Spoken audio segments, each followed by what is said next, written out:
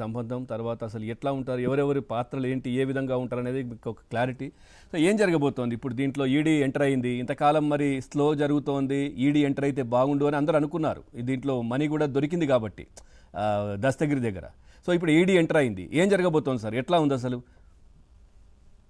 పవన్ గారు, మీకు ప్యానల్ పెద్దలు, సీనియర్ పొలిటికల్ అనలిస్ట్, ప్రముఖ న్యాయవాది సుబ్బారావు, అలాగే తెలుగుదేశం పార్టీ అధికార ప్రతినిధి సోదరుడు దేవకుమార్ గారు, బీజేపీ అధికార ప్రతినిధి కృష్ణకాంత్ గారు, అలాగే ఏబిఎన్ వీక్షకులందరికీ ఈరోజు ఉదయం తెల్లవారుజామున 5 గంటల నుంచి 2 తెలుగు రాష్ట్రాల్లో వైసీపీ నేతల ఇళ్ల మీద ఈడీ దాడులు ప్రకంపనలు చూసినట్టుగా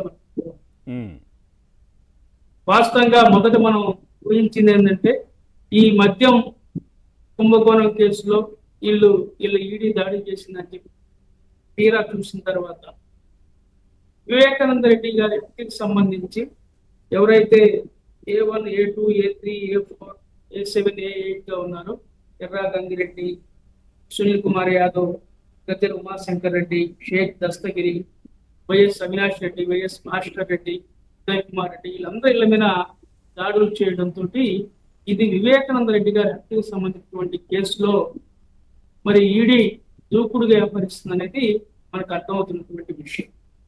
పెద్దలు సుబ్బారావు గారు చాలా క్లియర్ గా చెప్పారు, ఈ 40 కోట్ల రూపాయలు సుబ్బారి గ్యాంగ్, ఈ యొక్క 40 కోట్ల రూపాయలు ఎక్కడి నుంచి మనీ ట్రాన్సాక్షన్ జరిగింది, మనీ దీనికి సంబంధించి మరి ఏ విధంగా ట్రాన్సాక్షన్ జరిగింది, ఏ బ్యాంక్ ద్వారా జరిగింది, ఏ అకౌంట్ జరిగింది, దీన్ని కూపి లాగడం కోసం మరి ఈడీ ప్రయత్నం చేస్తున్నట్టుగా మనకు అర్థమవుతుంది.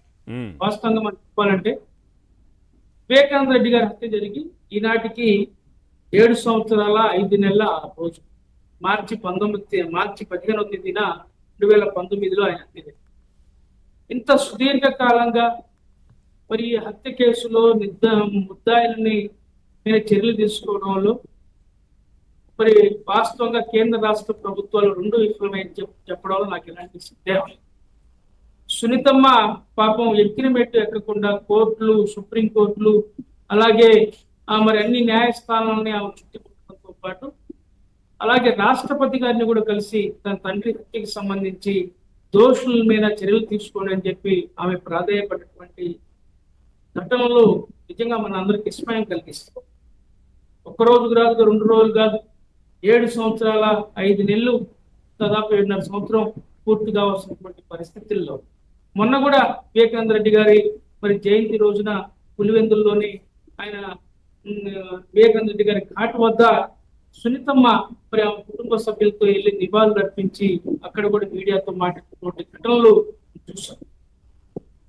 ఎంత దుర్మార్గం అంటే, ఆ రోజు ఎన్నికల్లో గెలవడం కోసం కోడికత్తి డ్రామా ఆడాడు. వివేకానంద రెడ్డి గారి హత్యని రాజకీయంగా వాడుకున్నటువంటి పెద్ద మనిషి అవినాష్ రెడ్డి తన వరుసకు చెల్లైనటువంటి సునీతమ్మ విషయంలో న్యాయం చేయకుండా ఎంత దుర్మార్గంగా వ్యవహరిస్తా ఉంటాం.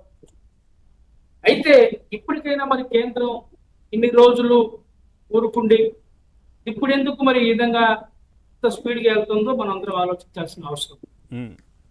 ఇందాక పెద్దలు సుబ్బారావు గారు చెప్పినట్లుగా మరి రాష్ట్రపతి గారికి రిప్రజెంటేషన్ ఇచ్చింది కాబట్టి ఏదైనా ప్రభుత్వంలో కదిలికి వచ్చిందా, లేకపోతే ప్రధానమంత్రి గారు ఇన్వాల్వ్ అయ్యారా, లేకపోతే మోటాభాయ్ అమిత్ షా గారు నిన్నే మరి ఆయన మహాబలిపురం చెన్నై వినిపిస్తుందా? డిస్టర్బెన్స్ వస్తుంది సార్. ఓకే, ఇప్పుడు క్లియర్ ఉందా? క్లియర్గా ఉంది, అంటే ఇట్లా బ్రేక్ అవుతుంది మధ్య మధ్యలో. ఇప్పుడు నేను ఎందుకు అంటున్నానంటే, మరి రాష్ట్రపతి గారు ఇచ్చినటువంటి రిప్రజెంటేషన్ ద్వారా సునీతమ్మ గారి ద్వారా కదలికి వచ్చిందా, లేకపోతే ప్రధానమంత్రి గారు దీని మీద చొరవ తీసుకోమని చెప్పారా, లేకపోతే నిన్ననే మహాబలిపురం వచ్చినటువంటి అమిత్ షా గారు సౌత్ జోనల్ ముఖ్యమంత్రుల సమావేశానికి సంబంధించి ఆయన అటెండ్ అయ్యాడు, లేకపోతే చంద్రబాబు గారు ఈ విషయాన్ని ఆయన ద్వారా ప్రస్తావించారా? ఎందుకంటే నిన్నే జరిగింది కాబట్టి సమావేశం, మరి తెల్లవారుజామున 5 గంటలకే రైడ్స్ మొదలైనవి కాబట్టి ఏది ఏమైనా సరే అసలు దోషుల్ని ఎవరైతే కింగ్ పిన్ ఉన్నారో, ఎందుకంటే ఈ A1 A2 గంగిరెడ్డి కాడి నుంచి అవినాష్ రెడ్డి, భాస్కర్ రెడ్డి, సునీల్ యాదవ్, దస్తగిరి వీళ్ళందరిది ఒక ఎత్తు. అసలు ఈ హత్య చేయించడానికి ప్రధాన సూత్రధారులు ఎవరు? అప్పుడు అన్నారు గూగుల్ టేక్అవుట్ జరిగింది, ఎన్ని మొబైల్ సంబంధించినటువంటి సమాచారం మొత్తం వచ్చింది. మరి ఇంకా ఎందుకు మరి కింగ్ పిన్ ని అరెస్ట్ చేయకుండా ఎందుకు ఊరుకుంటున్నారు నాకు అర్థం కాదు. నేను చెప్పేది ఒకటే, ఈ అవినాష్ రెడ్డి లేకపోతే ఇంకొకరు కాదు, అసలు వైఎస్ జగన్మోహన్ రెడ్డి ఇంటి మీద దాడులు చేయండి, సిబిఐ దాడులు, వాస్తవాలు మొత్తం మీకు తెలుస్తాయి.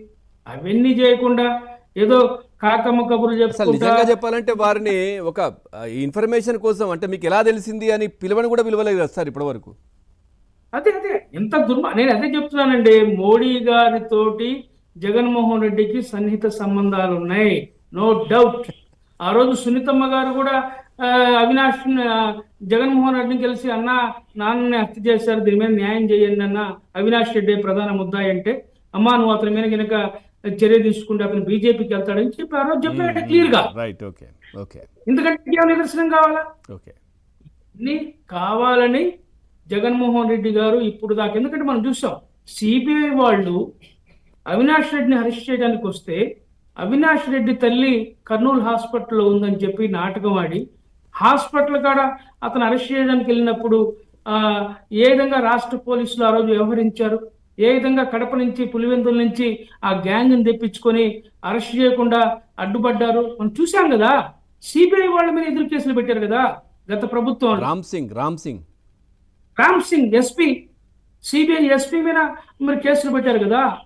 అలాగే గెస్ట్ హౌస్ లో ఉంటే, కడప గెస్ట్ హౌస్ లో ఈ యొక్క ఏసీబీ సిబిఐ అధికారులు ఉంటే అక్కడ కొంతమంది గ్యాంగ్ వెళ్ళి మీరు గెస్ట్ హౌస్ ఖాళీ చేసి వెళ్ళిపోతారు లేదని చెప్పి భయపించారు కదా. భయపెట్టేయడం, పోలీస్ ప్రొటెక్షన్ వాళ్ళకి కావాలంటే కూడా ఇవ్వకపోవడము అవన్నీ కూడా జరిగాయి అప్పుడు. మరి అదేంటో కారణం చూద్దాం సార్, ఒకసారి మాట్లాడదాం మళ్ళీ.